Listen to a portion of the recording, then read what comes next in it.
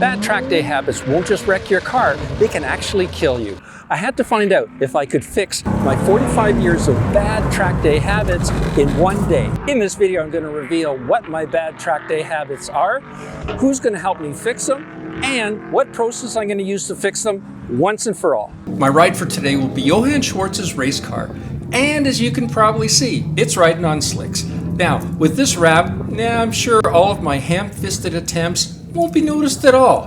Now, this BMW features a stripped out interior, full roll cage, harnesses, and race bucket seat to keep me in place while I'm flailing around in the car on the skid pad. Now, I track a $100,000 Porsche GT car, and I want to make sure that whenever I'm on track, I safely get the most out of that car. But when driving in my instructor group, I'm being passed by similar or even slightly slower cars, so I know when it's not the car, it's me. I completed open wheel racing school way back in 1980, and since then, I've probably had over 100 older track level instructors. Currently, I'm instructor with the Porsche Club of America. But you know, I've never actually felt comfortable at or even near the limit, or even how to sense exactly when I'm getting close to the limit. And I've been told to never trail brake, so I don't. These are the bad habits that I need to fix. Now, both racing school and my club have taught to brake in a straight line, turn in, balance throttle to apex, and then accelerate out. Never talked anything about trail braking. Now, I've recently learned from Ross Bentley, you know, one of the most sought after race driving coaches in North America, that he too attended the same open wheel racing school, Jim Russell School, back in the late 70s or early 80s, and he was taught exactly the same thing. So now I need to learn how to trail brake, but more importantly, I need to learn how to feel comfortable at sensing and getting at the limit, and if I go slightly over the limit, how I can dial that back. More about trail braking a little later. He recommended I get some seat time experience with an expert in total car control. He recommended Johan Schwarz. So I'll read this just to make sure I get it right. Johan has over 30 years experience professionally racing in numerous sports car classes with over 30 professional race wins. He's experienced at race coaching, stunt driving, and most interestingly holds 3 Guinness World Records in 2013 for the longest continual drift of 51.28 miles, and then again in 2017, the longest distance drifted in 8 hours of 232.5 miles, as well as the longest tandem drift. Who better than a winning professional racer who's an expert at drifting to teach me driving at the limit? Johan, how does your total car control skid pad clinic help track day enthusiasts like me who've been at it a while and are pretty much plateaued? Well, I think there is a certain threshold that some track drivers have where getting to the limit of the car and maybe getting a little bit over the limit makes a little bit uncomfortable for them. Absolutely, I know that feeling. You know, and then you get to that and then you're like, oh, can I save that if that was to happen again? And sometimes that actually makes you slow down, and it takes you a couple of laps to kind of get back again to it, right? So it is the comfort, knowing what the car can do and what you are capable of doing when you get into a situation, mainly oversteer, right? That's kind of like the one that has the 3 steps that can become critical and to saving a car, because we all know what the consequences can be. One thing is hurt ego. You'll hear about it from your buddies. Yeah. They'll make jokes about it. That's okay. Yeah, you know, everybody will get a good laugh. But worse, right? Right. Damage to the car, damage to the track, and all that. Yeah. Financial consequences. Worst case scenario, getting hurt, right? So this is a controlled environment where you get to make mistakes with quote unquote no consequences. Yeah. Getting feedback from me about how you can improve what you did, and kind of building that confidence up. So when you go on track, if the car does a little slide or if it's wet, you have confidence. You know what the car is going to feel like, and you have confidence to go out. And if it does slide a little bit, then you correct it and get back on the intended path, and off you go again, right? Which before could be consequential. And by the way, this is not a sponsored video. I paid for my own participation in Johan Schwarz's Total Car Control Skid Pad Clinic. Now, before we actually even attend the clinic, Johan has a video explaining a lot of preliminary information that we would normally be doing in a classroom. So that's already done with before we get here. So the course has a lot of goals. So primarily what I was interested in is the ability to sense when you're starting to go into a skid, how to regain control, and know what to do the next time you get into that same type of skid. Now I know what you're thinking. You're thinking, I've been on a skid pad before. That's boring. Well, this is a lot different because you have to realize that you're on a skid pad here all day long and you're coached by Johan himself all throughout the day. So I've just driven, flown, and driven a total of 1,000 miles to Carolina Motorsport Park to make this happen. We'll see some drifting later too. This exercise you'll do in third gear in BMWs, second or third gear in your own car. So see about one car width away from the inside, set the radius. And you will see I start increasing the speed. You can't tell, but I'm turning the steering wheel a little bit more. I still have grip. I go a little bit faster. Now you can see I'm starting to go wide. If I turn the wheel, nothing happens. So I have to come off the gas. Again, see how the car goes wide. Off the gas. And then you can see the car tracks in. I'm not moving my wheel. I regain grip. Again, turning the wheel more doesn't do anything if I don't come off the gas. So we're just accelerating to the point where the car starts to understeer, and then we're just backing off on the throttle. Got it. And the same thing in the other direction, steering the car with the throttle. More gas and it runs wide, and you lose steering, less gas, and you regain steering, and it comes back in. The steering, 9 and 3, slowly. There you go. Grab it. Beautiful. Now go back and do the same thing. Again to the left. Beautiful. That's awesome. Okay, so we're doing steering exercises here, practice turning the wheel 360 degrees. While maintaining at least one hand on the steering wheel at all times. Now I know why track cars have the red tape on the steering wheel at the 12 o'clock location. This is where you find yourself sometimes pushing too hard if you're trying to get the car to oversteer. If you are into the understeer and you're pushing, reset. Back to 20 miles an hour and start over. Setting up 20 miles an hour. Looking as far ahead as you can with gas. And then I stay off the gas and I catch it.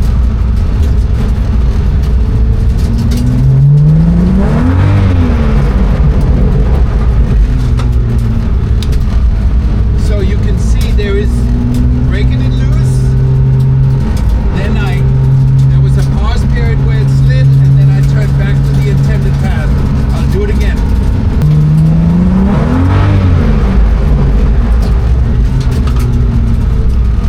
The key is for the front end not to move. So your recovery steering comes back as the car starts to straighten out. Now I'll show you when we hook the car and we look to the outside.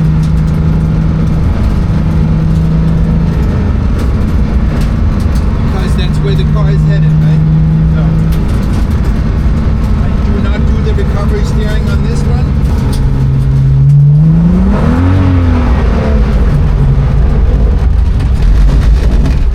Hello, tank slap. And that's where we get that tank, where the car, and if you are at higher speed, obviously you can see it really spins to the inside when the rear grips up, and then the front gets the grip back again. I'm going to show you one that is a little less, where my recovery is not timed perfectly. And you can see the front end moving out and then coming back.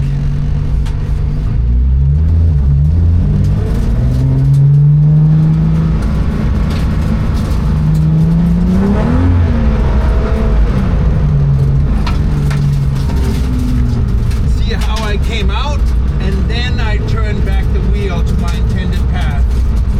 At the very end, the recovery steering is very fast as the car grips up.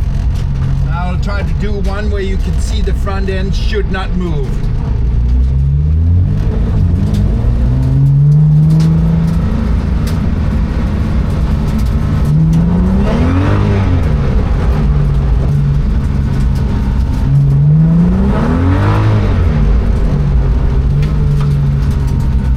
responding, staying on the intended path the whole time as I go back to the recovery.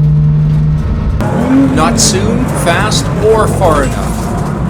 360 degrees this time. Again, not soon or fast enough.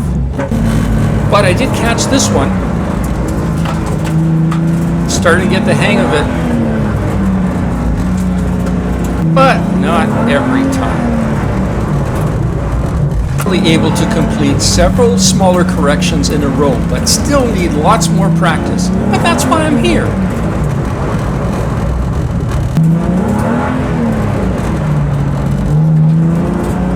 A lot of track drivers do, like me do, we try to stay below the limit at all times. Yeah. And what happens when we go at or above? Well, then, you know, when you're operating at a window, say from 90 to 95%, whatever, a car does one thing, and then when it starts reaching the 100% limit, behavior starts and it changes the car. And if you don't have the muscle memory for making a correction that will get the car back on its track, you know, you may have exceeded a little bit with a slide, right? Then that becomes uncomfortable. Yeah. And so it's basically getting the comfort level higher and your own confidence without being overly confident, right? Right. Yeah, that's makes perfect sense. What did some of the, what comes to mind, Ryan, obviously you've done so, what, like anything you get reminded about when you were out there that you're like, okay, I need to reset myself, or? Feeling how hard it's going to break loose. Now in this situation, in these exercises, we have a little bit of control over that with our right foot, right? Sometimes you don't, but really trying to have the rear of your seat tuned to the feedback from the rear axle of the car, and then being as fast as you need to be, feeling that rotation, and then getting back so you don't snap to the opposite direction. Yeah. So yeah, and I also felt as I went on and on that as the rear tires heated up, the car got more grip. It was harder to break it loose. It didn't slide as freely. The slides were shorter. The correction and pause times changed, right? So it's just like everything in car. It's a dynamic situation where you're always trying to manage right now. It's also harder with DSC on. Yeah, that is a true statement. Yeah. True statement. Yeah. What's some of the takeaways? Because now this was the extreme, right? Well, Ryan I think that's been doing it for a while, and Yeah. you that's kind of. So first time, I guess, just again understanding what it feels like to break loose, but also just the speed in terms of like kicking it back, and also it feels like there is a point that's too late that you've lost it. Yeah. Because you aren't Johan or whatever, right? And I think kind of understanding that, with the muscle memory, you know at that point if you're you when you've lost it. Yeah. You know what I mean? Versus us who are just trying to like feel. The Miata stuff was awesome, man. I don't know. That car is like super. I don't know. You look like you're doing great with that. I know you have a lot of track experience too, so. And it's set up sort of pretty neutral, so I can get it to rotate a little bit more easily than some, I guess, maybe. Yeah. That's the car, not me.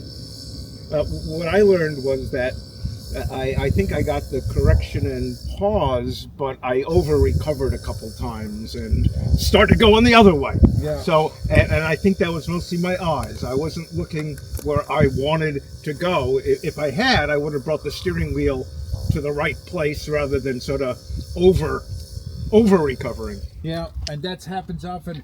So wherever you start off with the steering wheel, right, whatever, 90, 85 degrees, depending on what the car is, that's where you want to end up back again. Maybe for a very short time, you have a little more to kind of bring the car, especially if the nose wandered out, to bring it back, but never too much. So then it goes from an oversteer, now you all of a sudden an understeer, right? And now because there's so much dynamic things going on, that understeer can turn into another oversteer, right? Because all of a sudden now the front starts gripping again. It's very important to get the steering back to where, in a sense, your intended path and where it was before, right? So it's also harder to break free than maybe I initially thought it might be. You know what I mean? Obviously I'm not driving it like a race car, but I didn't understand what it actually takes to break free. And you got to trump that thing, you know what I mean? But again, in a race car, going around turns, pretty heavy. Yeah. Did you guys happen to notice there's certain areas of the track that are wetter than others? Those are the areas where it's a little bit easier to get it going. Yeah. Any skid pad has a characteristic, whether it's here or the polished one at the Performance Center, they all have their own personalities. Yeah. Every time I lost it, and there were I think 3 times, it was over there. It's a little slicker over there. Yeah. But so, you know, you can stand and talk about what it's going to feel like and all that till you get out there, right? So you are the perfect example of, okay, I have to go out, I have to do it, and kind of like, okay, what am I registering here? What is my impression of what's going on, and what do I then have to kind of compartmentalize to kind of make the right amount of throttle application, when to get off, how much steering, right? Again, remember that second I talked about, where there's so many things going on that you have to do it right to make it. Keep in mind, Neil said the car helped you out. Yeah, maybe there is some design and it helps and all that, but the car is basically agnostic, right? It has no idea. Every time you do it, you still have to be on top of it, because it's not going to help you if dynamically things are helped. So keep that in mind. And that's also the thing about never giving up, right? You gotta just, and the best thing you can do for that is Practice. and looking where you want to go, right? So so you obviously had a challenge. We're putting some extra tire pressures in yours, so hopefully it can be. But that was the problem. Well, You were having some trouble breaking loose too. it was very tough. It went into an understeer every time, right? So then you really had to manipulate. So what we did to was force it into. we actually went into an understeer, right? And then we even more than the throttle lift. What did we do? Did you guys see it? We applied a little brake to get even more weight transfer, and then it came around. And again, you know, for Justice that are kind of doing this, that's a lot of things going on to try to make that happen Intermediate level. while you have a lot of speed, right? Oh yeah, you were going fast, The- Dan. the- Yeah. the- the clutch- the clutch- And I just told him, I feel like I need to do it in the wet spots. Right. Yeah, yeah, the only yeah. way that you Yeah. can actually break the traction. Yeah. Yeah. Well, maybe like they're saying with the higher tire pressure. And then as soon as I started losing, Yeah, that's every time that you see the car going sideways and then going out with the front nose, that is when the person goes, oh, this is where I'm going. Okay? And then you become, When my head and then smacks obviously into you the register, hey, I don't want to go there. It's not always like that. You get completely locked into that, but that's why the delay is, no, I need to go back there. And then, but it becomes a delayed steering back to the intended path. So you see that? Right? Boom. Oh, eyes out there. And oh no, I got to go this way, right? So, you know, you should never look out there. That's the key. No matter what happens, never What if look there's to a the outside. hot girl out there or something. Just Well, looking at me. you know, Priorities. Man. your priorities. That's Got right. cool shoes You got to on. save the car and then you look. I know they can't see my shoes, but Does anybody pop their clutch to try to break it loose? We didn't, but you can. You know, Put a little drivetrain shock into it. yeah. It's Right. not, you know, if you have a lot of Pull the mechanical e-brake. empathy, it might hurt. But Handbrake. you can do it. That's what we used to Oh, do Yeah. 20 years ago. Yeah. Yeah. you're just trying to bring your skills back from when you were a teenager, right? Yeah, back in Toronto on the parking lots, right? That's right. What did you, Jason? Obviously. Yeah, just the speed. Yeah. Everything's happening very fast, and all that happens pretty much at the same time. It's like, well, I got to do this, and okay, now this is, and I got to do this, and you have it in your head, but when you're doing it, it's like, oh, I got to do everything. Well, you don't have time to check Yeah, off every lap exactly. time, right? It happens so quickly and never know what the exact timing is. But you did well, and that car is actually getting fairly loose, It's pretty not- it's easy. pretty easy to get it loose. Yeah. Yeah. So when it does happen, that's where you have to increase your hand speed and turn more, right? Yeah. So keep that in mind for next time. All right, guys, we're going to go out again. This time we're going to go opposite direction. Okay. What part of the windshield do you think you're going to be looking into? Right bottom. Right bottom. Okay. For some reason, you know, everybody has a favorite way. You are going to be, in a sense, on the outside. However, you're going to be looking down out the front windshield now, right? Because you are over here. So now you don't have to look through the side window. So sometimes the vision becomes, certainly initially, maybe a little easier. Practicing and working on building that muscle memory. Too slow and too little steering correction. Yep, that one was a full 360. All right, success.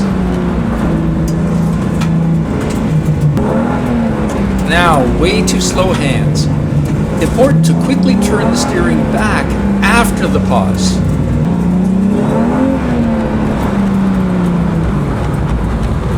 Lots more practice. Didn't turn the steering wheel enough. Just barely caught that one. Didn't correct enough initially. Yep, that's how it should be done.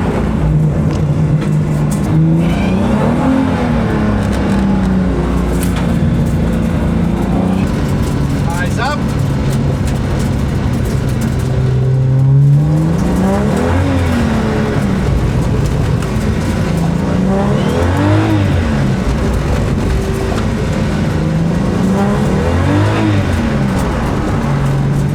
See how long that pause is, and then my steering back, right, is pretty quick once it hooks up. Right. That after the pause, then it's quick back.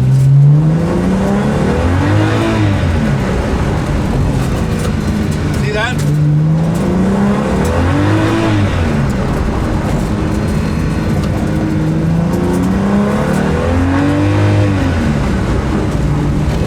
So you can see, just building up a little bit of speed, but keeping the torque down, right? Right. Just keeping the torque down. So now, 20 miles an hour, build up the torque.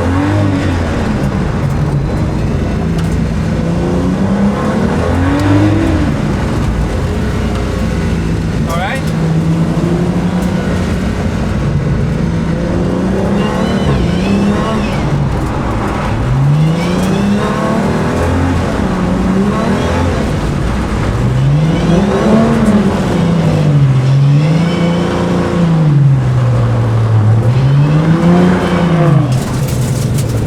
Yeah, show off. That was on purpose.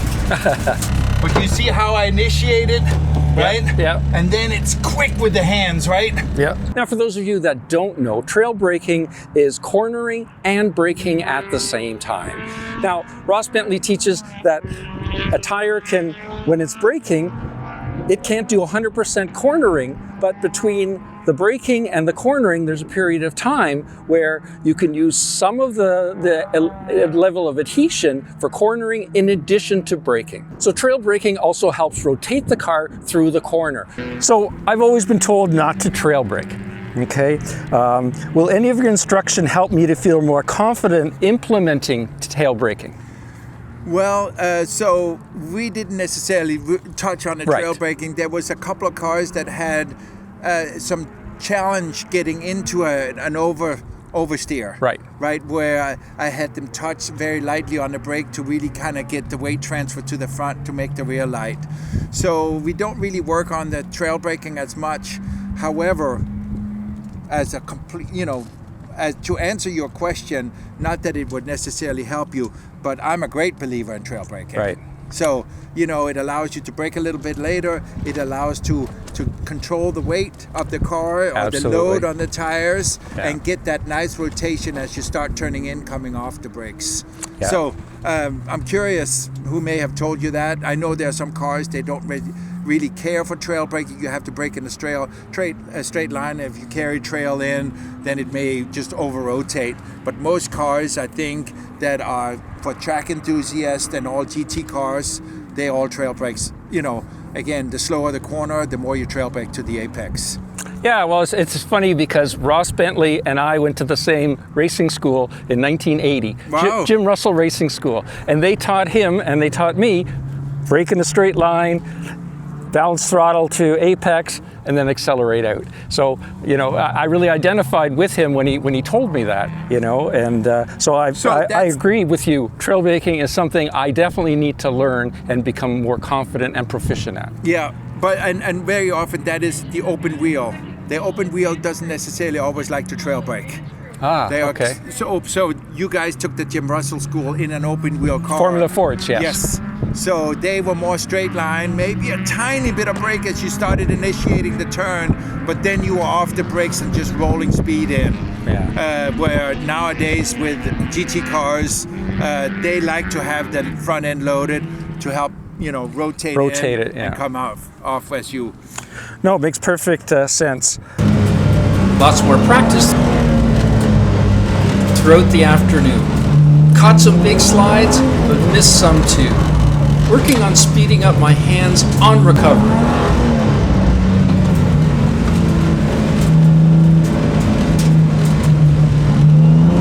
Didn't turn the steering wheel far enough on this one.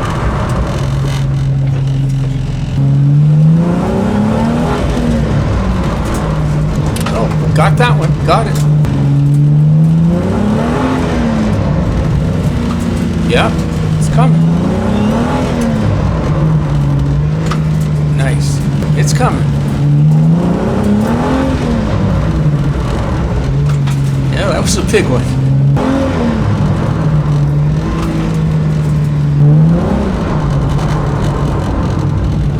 Getting the hang of it. Getting the hang of it. Until finally. Want to try and drift?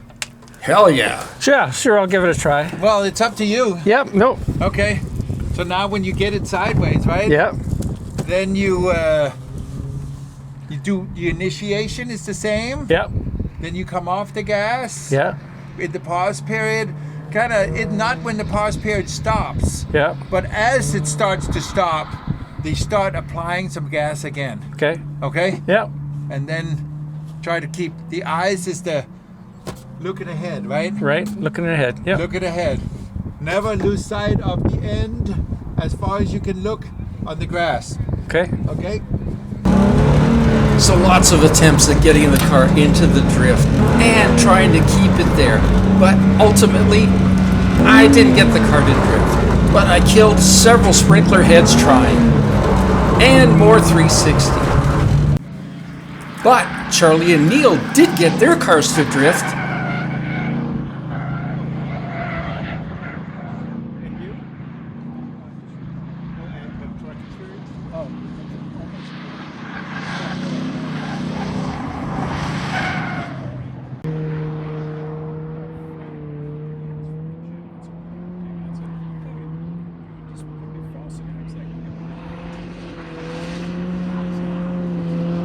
And then this happened.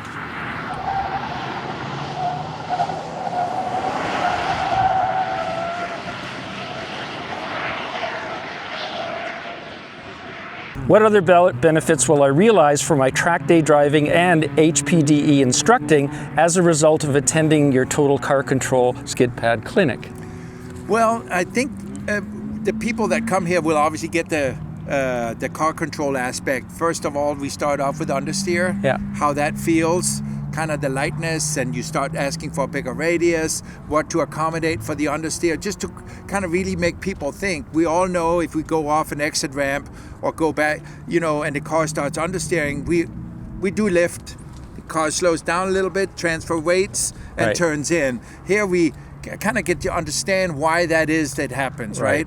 So we do a little bit of the understeer, but then we obviously mainly work on the oversteer component of it, which has the correction, the pause, and the recovery. And all those need to be kind of going into a nice little dance to make the car, stay on track and be, in a controlled situation. And so that, I think, is what we keep working on, and that people would then get a better understanding of vehicle dynamics. So whether you're driving or even instructing, kind of new people that are coming, the instructors will take those things with them of load balancing, weight transfer, and all those things, and getting on the gas too soon, what it does, lose traction in the rear tire and all those. So I think there are some of those fundamental things that you will be able to understand and explain better and have tried in person. Yeah, and I totally agree. I mean, as a result of being here today, you know, I've been on skid pad before, but only briefly, right? It was a whole row of cars. People go out 2-3 laps. Somebody pulls a handbrake back in the olden days, you know, and next, you know, kind of thing. Whereas this is totally different. You know, you spend the whole day on the skid pad, and it really, I believe it's going to make a huge difference. Yeah, no doubt. And you saw Ryan that was here earlier, that has been here before, right? And what he said this morning about what he learned on the skid pad and what it gave him the comfort on the racetrack. Exactly. And how many times he felt like it had saved him, because that could have ended up bad had he not had, you know, the proper steering technique. Yeah. And that's another thing I realized when I started putting on this program, that some people, not a lot, but you know, there are certainly a fair amount of people, or more people than I realized when I started this, that had been on a skid pad, but like you said, no instructions. Yeah. So, and one participant that just left now, he said he went on a skid pad. He had an instructor there that didn't necessarily give him any feedback. Right. So he spun out, he kept spinning out, didn't know why. Yeah. And next. Next.